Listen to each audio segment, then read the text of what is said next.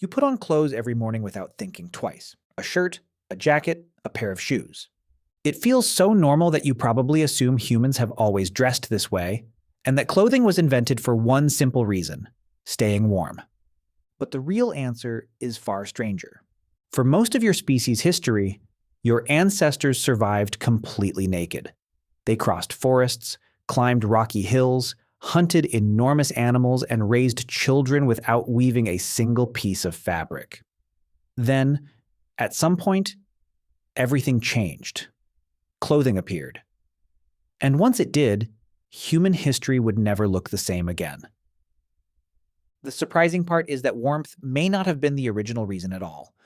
Your body is already an incredible survival machine. Millions of tiny sweat glands cool your skin. Tiny muscles lift your body hair when you're cold. Blood vessels expand and shrink to regulate temperature. These aren't random features, they're the result of millions of years of evolution. So why cover them up? To answer that question, you have to travel back long before cities, before farming, before written language, to a time when every day was a fight to survive. Around 2 million years ago, your ancestors looked very different from modern humans. Species like Homo erectus had longer legs, larger brains, and a remarkable new ability. They could walk and run for extraordinary distances under the scorching African sun. Unlike most mammals, humans evolved to sweat over almost their entire bodies. Anthropologist Nina Jablonski has argued that losing most of our body hair gave early humans a huge advantage. As sweat evaporated, it cooled the skin, allowing hunters to chase animals for hours while fur-covered predators overheated. This wasn't speed. It was endurance. Imagine following an antelope all day. It sprints away. You keep walking. It rests. You keep walking.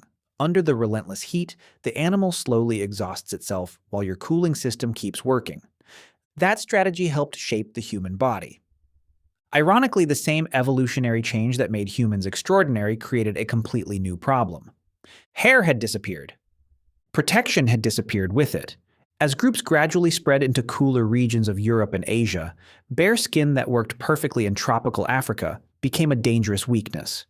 Nights grew colder. Winters became harsher. Wind stole precious body heat. Survival demanded a new solution.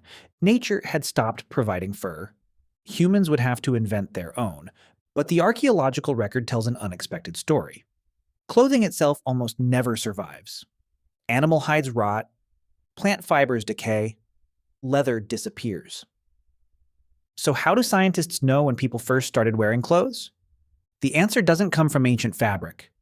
It comes from tiny insects living in your hair. In 2003, geneticist Mark Stoneking and his colleagues studied the evolution of human lice. They discovered that body lice, unlike head lice, can only survive in clothing. By comparing their DNA, researchers estimated that body lice split from head lice somewhere around 170,000 years ago. That means regular clothing had probably become common by then. Not 500,000 years ago. Not 2 million years ago. Much later than many people expect. That date is fascinating because it overlaps with a period when modern humans began expanding into colder environments. Clothing wasn't simply an invention, it was a passport. Without it, vast parts of the planet would have remained inaccessible.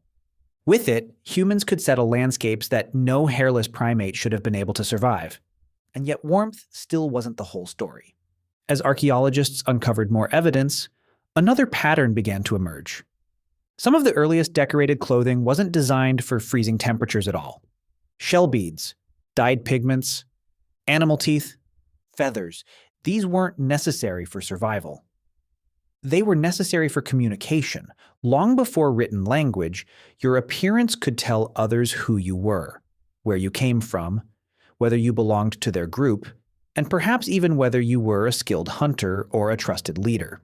Clothing became one of humanity's first social technologies.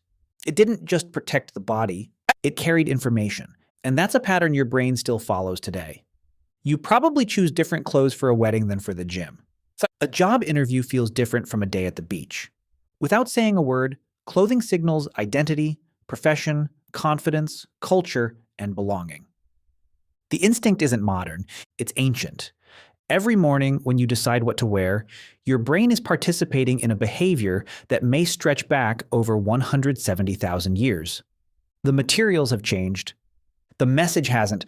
Your ancestors weren't simply covering their skin, they were telling a story before words could do it for them. And perhaps that's the strangest reason clothing became one of humanity's greatest inventions.